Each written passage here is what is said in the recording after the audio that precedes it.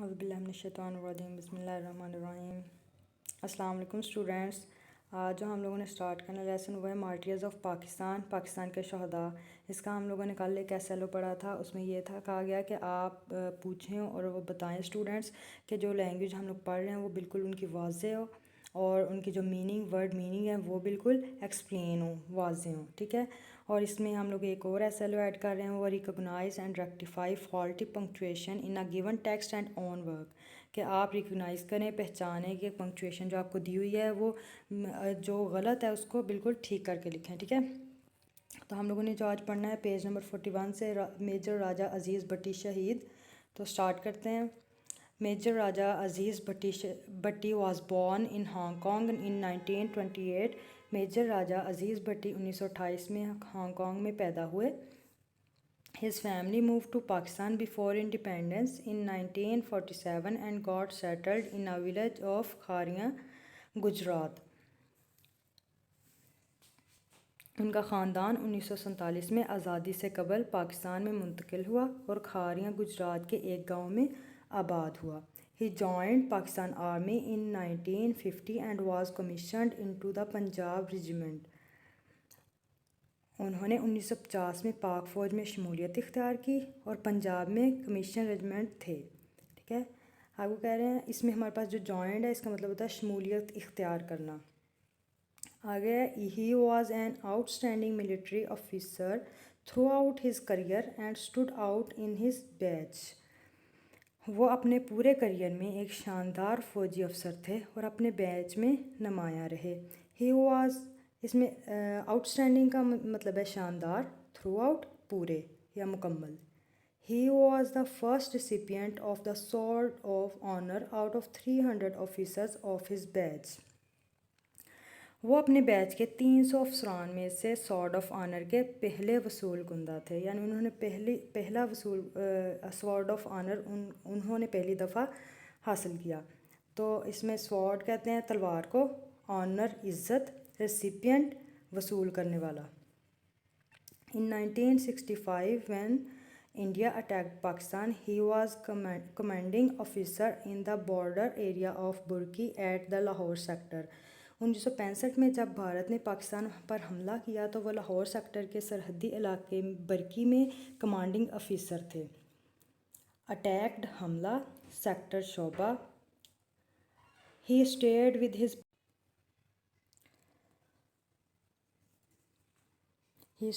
with his platoon under incessant artillery and tank attacks for 5 days and nights to protect his country and nation from the enemy۔ وہ اپنے ملک و قوم کو دشمنوں سے بچانے کے لیے اپنی پلاٹون کے ساتھ توپ خانے اور ٹینکوں کے مسلسل حملوں میں 5 دن رات رہے۔ انسیسنٹ ہوتا ہے لگاتار، آرٹلری ہوتا ہے برقی بندوق۔ Throughout this period, he continued recognizing his men and directing the gunners to shell the enemy positions۔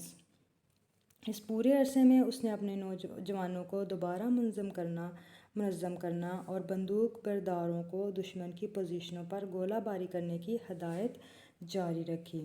Recognising ہوتا ہے پہچان کرنا، ڈائریکٹنگ سمت، پوزیشنز مقامات۔ In order to watch every move of the enemy, he placed himself in an elevated position۔ دشمن کی ہر حرکت پر نظر رکھنے کے لیے اس نے اپنے آپ کو ایک بلند مقام پر رکھا۔ ایلیویٹڈ، بلند۔ His soldiers advised him to move away as he was exposed to Indian gunfire but he ignored their warning۔ Ignored کہتے ہیں نظر انداز کرنے کو، warning کہتے ہیں اشارہ، ٹھیک ہے۔ ان کے سپاہیوں نے انہیں ہندوستانی گولہ باری کی زد میں آنے کے بعد وہاں سے چلے جانے کا مشورہ دیا لیکن اس نے ان کی وارننگ کو نظر انداز کیا۔ آگے ہمارے پاس کویسچن جو ہمارے 3 رہ گئے تھے What were the last words of Major Raja Aziz Bhatti? What do they mean? Major Raja Aziz Bhatti کے آخری الفاظ کیا تھے اور ان کا کیا مطلب ہے؟ ٹھیک ہے، ہم لوگ جائیں گے پہلے 41 پیج پہ جو ہم لوگوں نے کل پڑھنا ہے. اس پیراگراف میں اس کا آنسر ہے جو فرسٹ ہے پوچھا گیا اس کا. Before his martyrdom he was asked to take a much needed rest. He replied, don't remind me, I'll shed even the last drop of my blood for my dear homeland. یہ آئے گا. اور اس کے بعد ہم لوگ اس کے لکھیں گے These words show his love for his country and people. ٹھیک ہے، اس کے بعد ہمارے پاس جو اگلا کویشچن ہے وہ پوچھ رہے ہیں People who sacrifice their lives for a noble cause are awarded in this world. Explain why. یعنی کہ جن لوگوں نے اپنی زندگیاں قربان کی ایک اچھے مقصد کے لیے، اس دنیا میں بھی ان کے لیے ایوارڈ ہے. اس کو ایکسپلین کریں. تو ہم لوگ ایکسپلین کریں گے They are awarded in this world and always remain alive in the hearts of people because their actions inspire others and promote positive change. ٹھیک ہے، اس کے بعد ہمارے پاس جو لاسٹ کویشچن ہے وہ ہے how does the army protect us from enemies. Share your opinion with references. کہ ہماری ہمارے جو آرمی ہے وہ ہمیں ہمارے دشمنوں سے کیسے بچاتی ہے. اپنا جو ایکسپیرینس شیئر کریں. ہم لوگوں نے جب اسٹارٹ کیا تھا بالکل یہ چیپٹر تو وہاں سے شروع ہوگا. اور armed forces have no dearth of brave soldiers and officers who are always ready to sacrifice their lives for their country.